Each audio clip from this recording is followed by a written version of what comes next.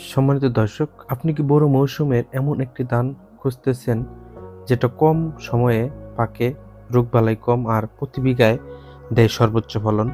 তাহলে আজকের এই ভিডিওটি আপনার জন্যই। বাংলাদেশ কৃষি গবেষণা ইনস্টিটিউট উদ্ভাবিত উচ্চ ফলনশীল বীজ, যেগুলো ইতিমধ্যে হাজারো কৃষকের ভাগ্য বদলে দিয়েছে। এই ভিডিওগুলোতে আমরা জানাবো কোন বীজ বোরো মৌসুমের জন্য সবচেয়ে লাভজনক, কোন জাত কম খরচে বেশি উৎপাদন দেয় এবং আপনার জমির জন্য কোন ধানটি সবচেয়ে উপযুক্ত। আপনি যদি একজন কৃষক হন অথবা আধুনিক ধান চাষে আগ্রহী হন, তাহলে এই ভিডিওটি আপনার জন্য। শেষ পর্যন্ত দেখার অনুরোধ রইল। এর আগে বলতে চাই, এখনো যারা আমার চ্যানেলকে সাবস্ক্রাইব করেননি, সবার আগে ভিডিও পেতে চ্যানেলটিকে সাবস্ক্রাইব করুন এবং পাশে থাকা বেল আইকনটি বাজিয়ে দিন। সম্মানিত দর্শক, আমরা প্রথম যে ধানের জাতটি নিয়ে কথা বলবো সেটি হচ্ছে বৃধান 108। বাংলাদেশ ধান গবেষণা ইনস্টিটিউট কর্তৃক উদ্ভাবিত একটি উচ্চ ফলনশীল জাত, যা বোরো মৌসুমের চাষের জন্য উপযুক্ত, যা দেখতে জিরা ধানের মতো। এর প্রধান বৈশিষ্ট্যগুলো হলো হেক্টর প্রতি ফলন প্রায় 8.7 টন, যা বৃধান 100-র চেয়ে বেশি। প্রতি শতকে এর ফলন 34 থেকে 35 কেজি পর্যন্ত পাওয়া যায়। এই ধানের জীবনকাল হচ্ছে 148 থেকে 152 দিন। চাল মাঝারি লম্বা ও চিকন, যা কাটারি চালের মতো দেখতে এবং ভাত ঝরঝরে হয়। পূর্ণবয়স্ক গাছের উচ্চতা 102 সেন্টিমিটার। গাছ খুব মজবুত হওয়ায় সহজে হেলে পড়ে না। প্রতিটি ছড়ায় 250 থেকে 270টি পর্যন্ত ধান থাকে। ধানগুলো ঘনস্বাভাবিক, ডিগ পাতা খাড়া, লম্বা ও সবুজ রঙের হয়। এটি রোগ প্রতিরোধী জাত। চালে প্রোটিনের পরিমাণ রয়েছে 8.8 ভাগ। এই জাতীয় উদ্ভাবনের সময় কৃষকদের ভালো বাজার মূল্য পাওয়ার বিষয়টি বিবেচনা করে, কারণ জিরা টাইপ হওয়ায় এর বাজারের চাহিদা অনেক বেশি। আপনি এই ধান চাষ করে লাভবান হতে পারেন। সম্মানিত দর্শক, আমরা 2 নম্বরে যে ধানের জাতটি নিয়ে কথা বলবো সেটি হচ্ছে বৃধান 107। বাংলাদেশ ধান গবেষণা ইনস্টিটিউট কর্তৃক উদ্ভাবিত একটি প্রিমিয়াম মানের ও উচ্চ প্রোটিন সম্পন্ন বোরো মৌসুমের উচ্চ ফলনশীল জাত। 9 জানুয়ারি 2024 সালে জাতীয় বীজ বোর্ড কর্তৃক এই জাতটি সারা বাংলাদেশে অবমুক্ত করা হয়।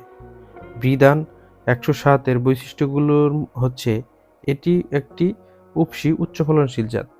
উপযুক্ত ব্যবস্থা হেক্টর প্রতি 8.19 থেকে 9.57 মেট্রিক টন পর্যন্ত ফলন দিতে সক্ষম হয়।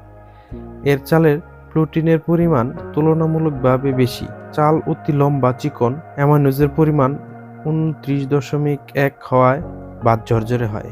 এই জাতের জীবনকাল হচ্ছে 148 দিন। পূর্ণবয়স্ক গাছের উচ্চতা 103 সেন্টিমিটার। ডিগপাতা খাড়া, প্রশস্ত ও সবুজ। এই জাতটি হেলে পড়া প্রতিরোধী এবং রোগবালাই, পোকামাকড়ের আক্রমণ প্রচলিত জাতের চেয়ে অনেক কম। বোরো মৌসুমে মাঝারি উঁচু থেকে উঁচু জমি চাষের জন্য এটি উপযুক্ত। সম্মানিত দর্শক, আপনারা যারা বোরো মৌসুমের জন্য উচ্চ ফলনশীল ধানের জাতগুলো খুঁজতেছেন, তার মধ্যে 107 হলো অন্যতম। আপনারা এটিও চাষ করতে পারেন।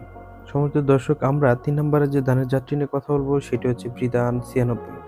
বৃধান 96 এটি একটি উচ্চ ফলনশীল জাত, যা 2020 সালে অবমুক্ত করা হয়। বাংলাদেশ ধান গবেষণা ইনস্টিটিউট কর্তৃক উদ্ভাবিত এবং 2020 সালে অবমুক্ত করা হয়। পূর্ণবয়স্ক গাছের উচ্চতা প্রায় 87 সেন্টিমিটার। ডিগপাতা খাড়া। ধানের দানা মাঝারি খাটো আকৃতির এবং সোনালী রঙের হয়। ভাত ঝরঝরে হয় এবং খেতে সুস্বাদু। রান্নার পর ভাত প্রায় 1.6 গুণ লম্বা হয়। চালে অ্যামাইনোজের পরিমাণ 28% এবং প্রোটিনের পরিমাণ 10.8% থাকে, যা এটি পুষ্টি সম্পূর্ণ করে তোলে। ফলন বৃধান 28-এর মতো বা তার কাছাকাছি। জীবনকাল বৃধান 28-এর কাছাকাছি।